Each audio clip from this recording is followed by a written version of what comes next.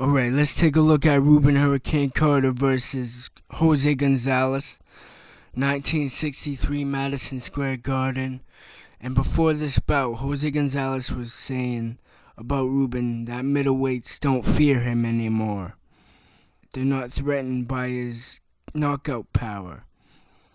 But in this bout, Rubin would lose by TKO, although it was a TKO due to a cut, which he would later go blind in prison from, a detached retina, but he was dominating Jose Gonzalez the whole bout up until it was stopped.